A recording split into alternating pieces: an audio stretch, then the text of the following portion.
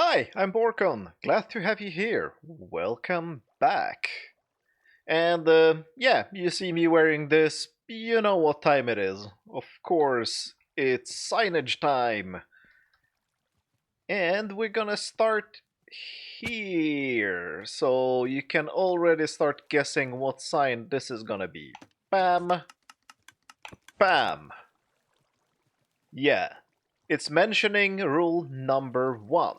And if you don't know what rule number 1 is? Rule number 1 is very simple. Do not be on fire. This rule actually applies to a lot of things in life.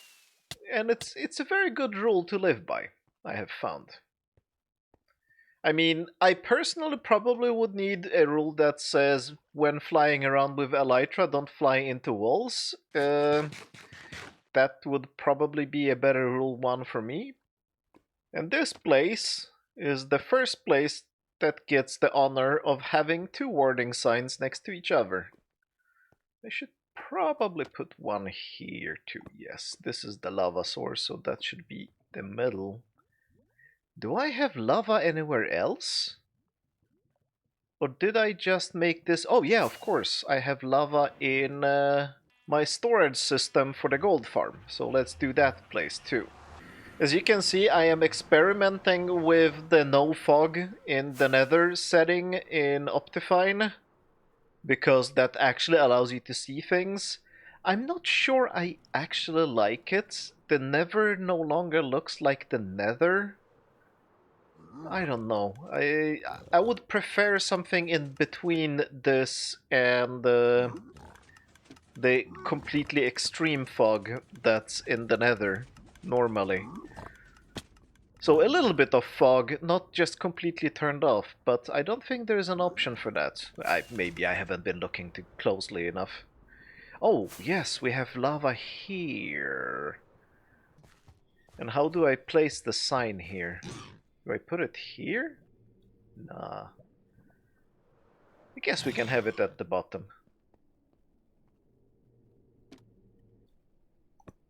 There we go. Do I have any more lava? No, I think that's it. So, with that done, we can now start thinking about what we're gonna do today. And today, I want to start working on something very, very big, which will take quite some time to do. And that is to solve a problem I have created for myself without realizing it, because I'm very bad at planning. And that problem is that, look at this base, right? It's still not finished. There's a bunch of things I need to start working on. But the primary problem right now is that I have this massive volume. This is huge. But I have nowhere to put anything. That's a very strange paradox, but it's true. I have all this space in here, and I have nowhere to put things. And let me explain. So I started just a couple of episodes ago. I started to think about doubling up this smelting system. It's great, it's fast, but it wouldn't hurt if I just doubled it up and made it twice as fast, right? Why not? The problem is I have nowhere to fit a furnace array. I can't put it here because this thing is in the way. I guess I could put it here, but then it would stick out on the end. There is potentially space here, so I could put it in the corner. So I would have the chests to load it, and then one row of furnaces would be like that, and the other would be there. But it's far away from my storage system, and I kind of want this closer to my storage system. And also, I started to look at changing the way I deal with farm loot in here, because having the sorters and the shulker box loaders in here just doesn't really make sense. So instead I started to look at a shulker box sorter and with shulker box display. So the only thing that would be coming in through the stuff duct wouldn't be stuff. It wouldn't be the items that we then load into shulker boxes here and do all the strange management of things here. Instead, the only thing that would come into the system would be complete shulker boxes, completely filled with items. So the iron farm would be generating shulker boxes of iron. The nether tree exploder would just generate nether trees and shroomlights and stuff like that. Like this farm would have shulker box loaders there, which would be loading gunpowder and bones and probably throw away everything else. That kind of thing. But there is no space for it. It needs to be close to this normal storage system. And by the way, the storage system needs to be extended because I am mixing things unnecessarily. Like, the best example of this is, why do I have purple and end stuff together with honey? This just doesn't make sense at all. That's just stupid. The same thing, the honey farm would be generating the bottles and sending them here. I guess there would be some issue with dealing with empty bottles, but I could fix that. But I have no space to put that kind of a system in here. And the fundamental problem is, and let's bring out the mini HUD to do some measurements. I set my reference point here. We go to this bit here. Let's say it says 28 blocks. Let's be generous and say it's 30 blocks. And I guess the best example of a platform is here, on this level. So this is 1, 2, 3, 4 blocks here. 1, 2, 3, 4 blocks here, right? 30 times 8, and this is from the carpet mod, and I love it. So yes, it's 240 usable blocks. So all the 4 wings on one level give me less than 1,000 blocks of surface area. Now let's say I'm gonna set the reference point here instead. Let's say I expand this platform to about, let's call it here, 55 blocks away from that point. Something like that. Let's call it 53 because 53 makes more sense. So script run 53 times 53 times pi, about 9,000 usable blocks. So if I extended the floors, we would get 9,000 blocks per level. And here we are at Y135, and I'll just fly straight up. We're almost 200. That's 70 levels. I'm doing about, I think, 9 blocks between levels, so call it 10. I can get 7 more platforms, 70,000 blocks of usable surface area, and I now have, what, 1, 2, 3, 4. Is it only 4? Yeah. Now I have 4,000. So I would multiply the amount of available space to build things in here by a lot. So this is something I definitely have to do. It's not something I can put off, and because the longer I put it off, the worse the problem gets. But we have a problem, and it's this stuff. Quartz. Now, I will admit to a thing. I have been working for many weeks now on trying to improve my gold farm and get a better piglet bartering system. And I'm doing some progress. I'm having some interesting ideas that are working decently, but they are not working amazing yet. And I want my next gold farm to be completely amazing, so it would be the last gold farm I ever have to build. Because of course the one I have right now is just a starter gold farm. So we need a better gold farm to get more piglet bartering going, and to build the floors I'm planning to build, I think it ends up being around 80 shulker boxes of quartz. We don't have that. Not even close. And I've been, before I lost all my levels in that lava accident during the tunnel building, I did some really serious AFKing in the gold farm, like almost the whole day. And yes, I've been refilling gold to the piglins. And how many shulker? This is what we have. We have 8.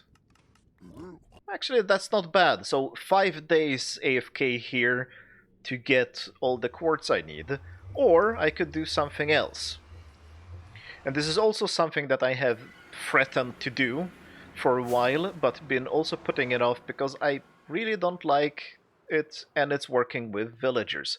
I need to set up a village. I need a village with masons that I can trade quartz from, and it has to be done now because it's gonna take me weeks to collect all the quartz to expand the floors. Because my idea here is I will leave the 2 floors there like they are. Well, I will actually remove the furnaces and I will remove the storage system. I will move the storage system to a higher level because I want to be able to expand the storage system and I want to have the shulker box displays at the same level as the main storage system or the multi-item sorting storage system.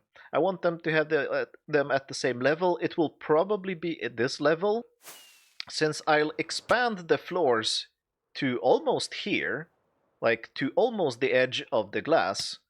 It will not make sense to fly in from the sides the way I do now.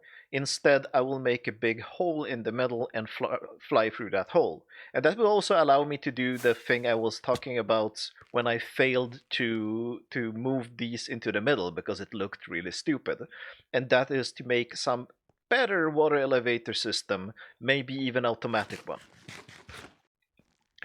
But that means today we have to set up a village. I can't delay it any longer.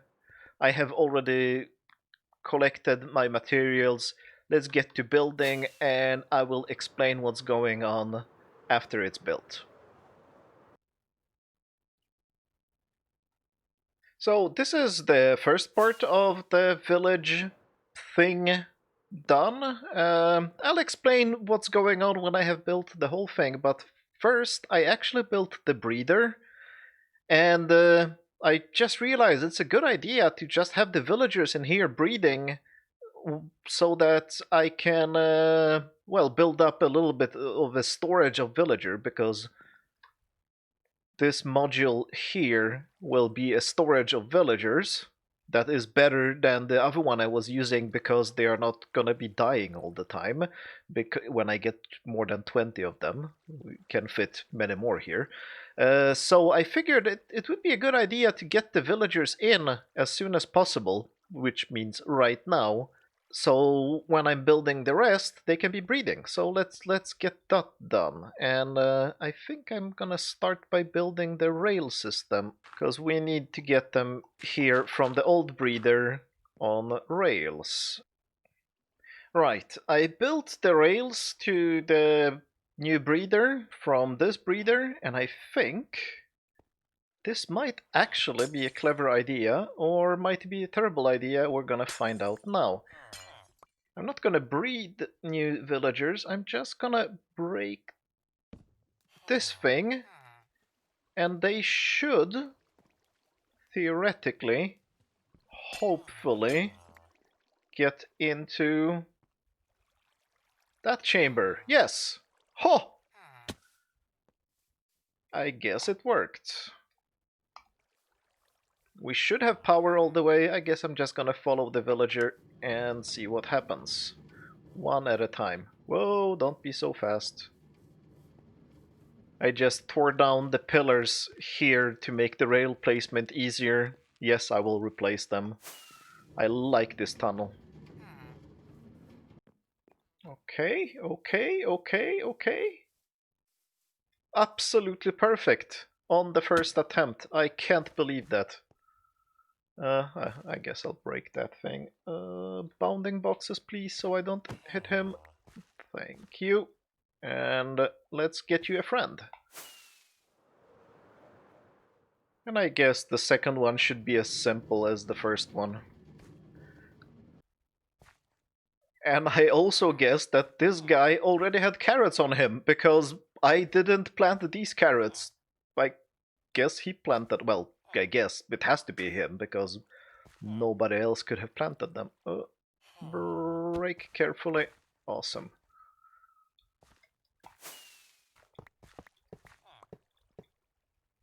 So the idea is that these two guys will both be planting the carrots and feeding them to each other so that they generate babies. The babies are gonna walk through here. I think there is a bug here though. Yes, oh. This one should be like this, yes. And the babies will want to run to the beds because babies like to jump on the beds, but rather than running to the beds, they will fall into the hole and into the collection chamber. Well, there is a little thing here that makes the babies wait in here until they grow up. So I only have grown villagers in there. There will be much more infrastructure around this, but this is a good start. And I'm happy that I didn't have to fetch the carrots because I didn't have that many carrots, and these guys had tons of own carrots. There's just one more thing that needs to be done here. Well, I need to clean this up, but there is very important infrastructure work that needs to be done here. And it's this, preventing them from becoming witches. Alright. Oh yeah, this feels good. That eyesore is gone, and the only thing left is that little block of dirt that is gonna turn into grass any moment now. And the rest of it is gone, and that's good. Never liked that breeder anyway.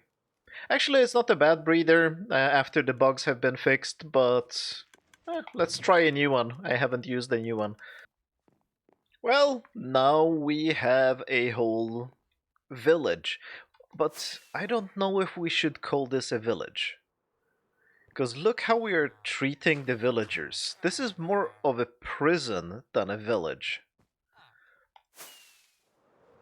But you didn't see any time lapse of me building this or any progress updates because, to be honest, there was no good time to do those things.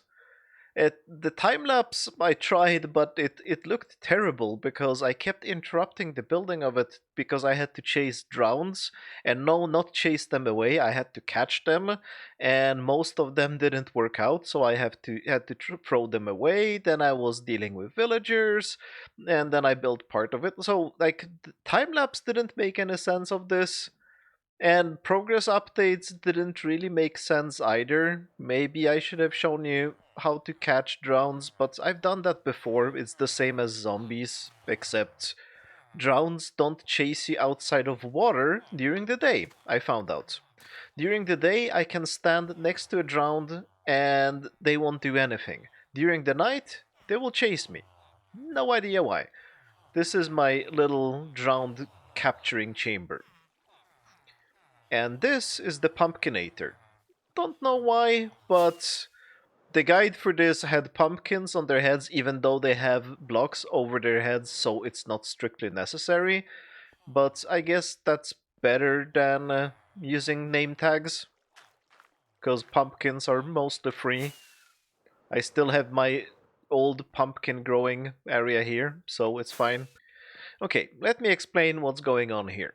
In broad terms, this is a villager breeder. This is a villager storage chamber.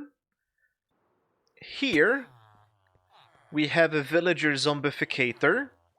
And this is where I lock trades with the villagers and zombify them with a drowned. And yes, this drowned is holding my only trident. This is the trident I showed. I don't know if it was last episode or a couple of episodes ago. That was my only trident. I don't have a trident anymore. I will have to make a drowned farm for that. But anyway, here we zombify the villagers. Then we drop them down into this chamber here, where they get scared by that drowned, who stole my minecart, as you can see. And I think this one's... no, this one stole my minecart. One of them... the other one also stole my minecart. But anyway. No. Or maybe he returned it, and maybe he likes mycelium more than minecarts. But anyway, so this drown down here scares away the villager that has fallen down after zombification, and I have cured him and everything else and locked the trades. The villager runs away from that drowned into this bubble column. The bubble column lifts him up, drops the villager down here. This drown scares him away, and then the villager picks one of these pods, falls down, And since this is a double carpet, the villager gets stuck because villagers cannot pathfind away from double carpets.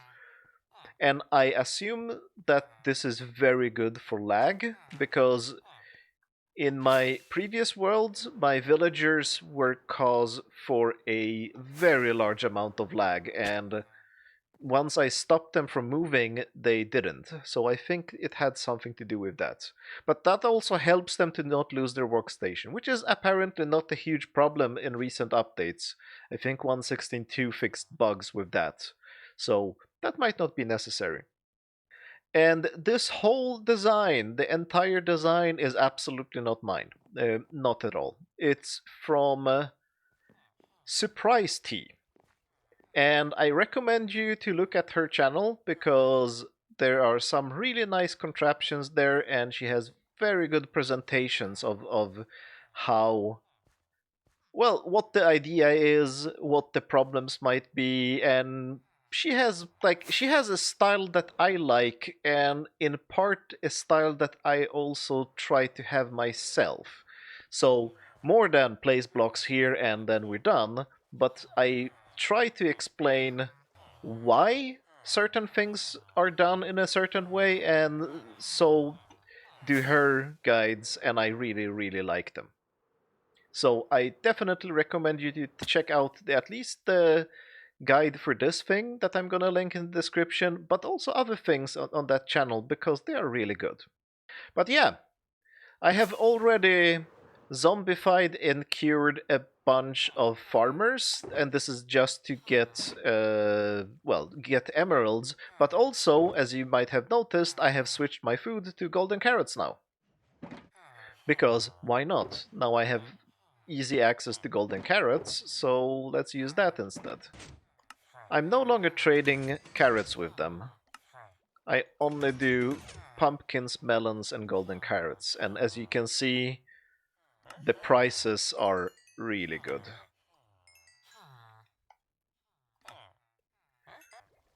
I'm going to start making masons now, so let's try to get a new villager. Yep, he fell down, everything is fine. He's a mason now. And I think they have the same trades all the time, so let's just zombify him.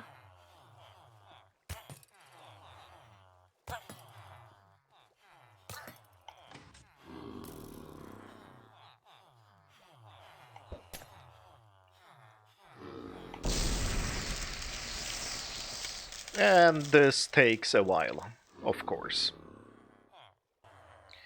And I really like the zombification with tridents. It's so much faster than a normal zombie, because a normal zombie can sometimes take a minute to just decide attacking a villager.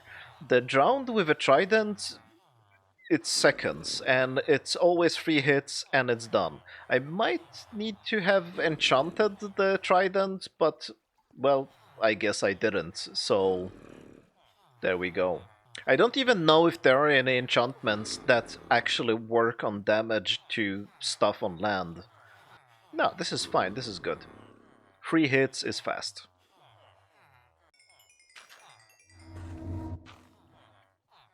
And there we go! We now have a mason. Should I zombify him again? I think I should. Nah, I'm gonna have one with bad prices, and I think they get impressed when others get cured nearby, so I think it should be fine. Alright, and he's buying stone. Awesome. Actually, that's a terrible price. Let's zombify him again. So unfortunately, this is a very linear process, so I can only manage one zombie at a time, or one zombified villager at a time. Like other designs that I've seen have a zombie walking behind the villagers so that the zombie can attack them, but this is simple. Even though it looks very complicated and has lots of components, this is a very, very simple design. And I don't think I need anything much more complicated than this. And I'll probably ignore these after a while because my next project relating to villagers is definitely a raid farm. And that should give me pretty much infinite emeralds. Okay, the second zombification is done. Well, that didn't improve that much. I guess I will not be able to trade one stone for one emerald. That will be a little bit too overpowered. Let's send him to his permanent home. Yes, into the water stream. In front of that drowned, run away, and he fell down. Alright. And now he's stuck there forever, and we need to give him a workstation. There is your workstation. Perfect. And now I just need to repeat this, well, 20 times or even 25 times. 35 times. Alright, I just used my last potion of weakness, so I used 2 shulker boxes of potions of weakness, so I guess we did 54 zombifications. And that gave me, what did it give me? This, I have 10 masons now, 5 farmers, 5 toolsmiths, and 4, uh, what you call it? Who are you? Armor smiths. No, armorer. They're called armorer. So 24, yeah, about 2 zombifications each. I zombified a few of them 3 times. I think I did a couple that I only zombified once. I probably should be zombifying 3 or 4 times, but I don't have the patience for it. And frankly, once I build the raid farm, half of these guys are gonna go away anyway. I might keep a few toolsmiths. They don't have any great trades, like Unbreaking 2, this is Unbreaking 1, another Unbreaking 1, so it's not great tool trades anyway. There isn't much I want to keep here, and the armor smiths are also not really great, so I'll probably won't have any problems getting rid of them. The reason why I did more toolsmiths and armorers is because iron. I actually ran out of melons. I have no melons to trade with these guys. I only have pumpkins. And these guys don't have really great trades. I think I have one dude that is giving me 1 emerald per stone, sometimes, depending on his discounts. I have been trading too much with them, so all their prices are really high right now. But yeah, once I have the raid farm and tons of emeralds, I will just keep these guys. And this side, I guess, is gonna become book trades because it's useful to have book trades. I will keep a few of these just to have tools in case I ever need them. And I guess I'll add a few weaponsmiths as well. But yeah, this has been a successful project. I now have villagers. Oh, and by the way, 2 shulker boxes of quartz. That's nice. I will need, what did I calculate? I needed 80 of quartz, so quartz blocks. I need 20 shulker boxes of quartz blocks. So I have done 10%. And I will also do some AFKing in the gold farm, and that should also give me some of the quartz I need. So this is not like exclusively only source of quartz. But I will have to make a building around this thing because things are spawning here. Other than the drowns from the ocean, which I can't prevent, there are some spawnable blocks here. There was a mushroom here, and I had creepers and zombies spawn on that mushroom because it was sticking out over the ocean. But I need to find the spawning spaces here. And it's not very clear to me where they could be, but I've had zombies on this side and on this side. Building around this is the next priority now. And I don't know if I can use the weirdified style on this thing. It's very long. It's almost like a hanger. I'll have to think about that. But that's all we will have time for today. This has taken an eternity. It takes about 10 minutes per villager, maybe even more. And building this and catching the drowns took an eternity as well. So, thanks a lot for watching, and have a good trading. Bye!